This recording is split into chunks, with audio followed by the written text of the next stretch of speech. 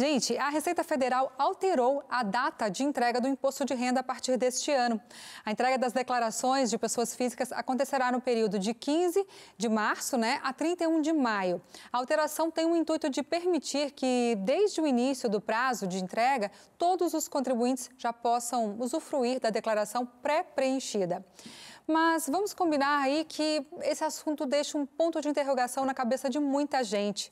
E para tirar essas dúvidas, nós chamamos a economista Laura Pacheco, que já está conectada com a gente. Boa noite, Laura. Bem-vinda ao Revista. Boa noite, Darcy. Tudo bem? Graças a Deus, tudo ótimo, Laura. Laura, para começar aí a nossa conversa, quem deve pagar o imposto de renda 2023? Então, todo o trabalhador que tem uma renda a partir de R$ 1.903,99, ele já está sujeito a pagar imposto de renda. Lembrando, se ele tem mais de uma fonte de renda, ele deve considerar as duas, ou se ele até recebe uma renda de aluguel, ele também deve considerar, ele deve fazer ali realmente uma peneira mesmo, assim, ele deve saber todas as fontes de renda, porque elas vão todas ser consideradas juntas. Então, isso é o que acaba atrapalhando um pouco alguns cidadãos de levarem um verdadeiro susto no momento da declaração, porque alguns cidadãos não se atentam de que ele tem que considerar todas as fontes de renda para poder fazer o cálculo da sua declaração, no momento da sua declaração. Laura, vamos supor, a declaração é feita em 2023 com base em 2022, quando o ano trabalhado de 2022. Se a pessoa foi contratada ali no meio do ano, por exemplo, ela precisa declarar se ela receber a renda ou tem que dar o percentual aí da renda anual? Então, ela precisa declarar, mas ele vai considerar sim a partir do momento em que ela está recebendo. Por quê? O imposto de renda, ele parte do princípio de faixas de renda. Então, você vai pagar, vai mudar a alíquota, ou vai ser a alíquota quando aquilo que exceder aquela determinada faixa de renda.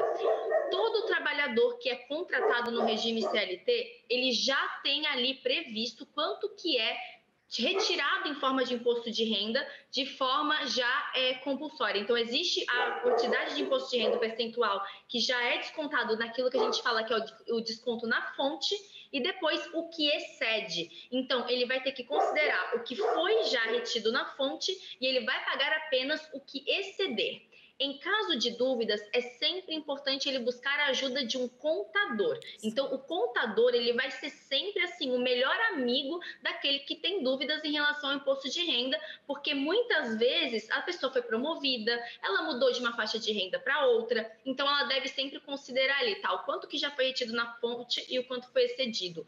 Deu uma mudança? Surgiu dúvida, busca um contador que ele vai com certeza ajudar ali a fazer a pessoa encontrar como fazer esse cálculo da melhor forma.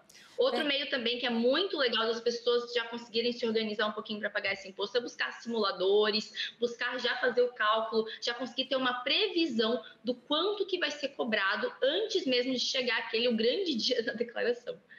Tá certo. Agora, que dicas você pode dar aqui para que as pessoas possam calcular adequadamente o valor do seu imposto de renda? A melhor dica que existe é justamente de buscar as simulações que vão estar disponíveis na internet ou através também de ajudas que muitas vezes o próprio governo ele faz essa iniciativa de fazer alguns estandes no centro da cidade, oferecer ali um auxílio para que o cidadão possa tirar suas dúvidas. Então é sempre importante ele tirar as dúvidas específicas ao caso dele, já que em alguns momentos pode ser muito confuso saber o quanto que precisa declarar, o quanto que precisa pagar, justamente porque ele é por regime de faixas de renda. Então você, por exemplo, se você muda de faixa de renda, não significa que você vai pagar a alíquota sobre a renda inteira, é só sobre o que excede aquela faixa. Isso traz uma grande confusão na cabeça do cidadão. Então, para ele se organizar, é sempre importante ele buscar ajuda, ele ter muita clareza ali de quais que são as fontes de renda, isso aí é imprescindível, e sempre tentar viver ali não no limite das suas finanças, porque se chegar no momento de pagar o imposto de renda e ele não tiver o dinheiro, aquele valor ele vai poder parcelar, mas vai sofrer correções, e isso é uma notícia muito chata para muito cidadão na hora de ter que pagar ali o boleto do leão. Verdade. Laura, a Receita Federal dá até esse prazo aí para as pessoas se organizarem, juntarem as papeladas, né? O que poderia facilitar é a gente se organizar todo o ano, né? Durante todos os meses do ano, juntando ali as notas fiscais de despesas médicas, dentista, né? Você poderia dar uma dica para a gente sobre isso aí? As despesas que eu tenho que juntar e ter ali em mãos?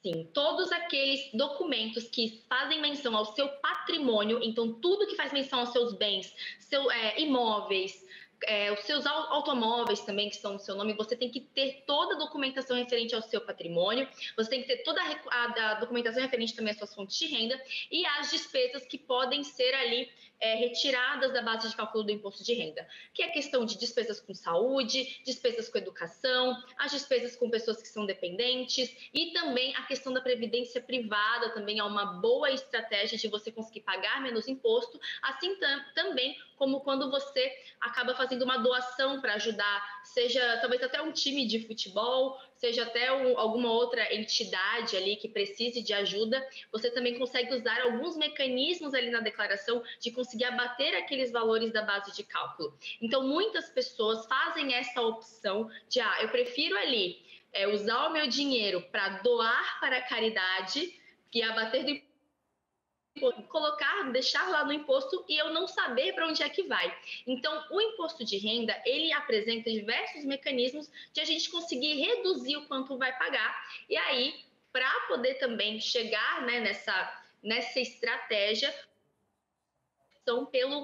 pela declaração completa do imposto de renda. E, mais uma vez, cada caso é um caso, porque cada pessoa vai ter uma faixa de renda, cada pessoa vai ter uma situação de patrimônio diferente. Por isso que dicas genéricas em relação ao imposto de renda, elas acabam não sendo muito, não ajudam tanto o cidadão. Ele precisa olhar para a situação dele específica e buscar a ajuda lá do contador para que ele consiga visualizar e dar-lhe as orientações. O que eu posso fazer para poder pagar menos imposto? Claro, agora é tarde porque o ano de 2022 já passou. Mas o que eu posso fazer agora para pagar menos imposto de renda no ano que vem? Porque existem sim estratégias e o nome disso é elisão fiscal, que são mecanismos legais de se pagar menos imposto.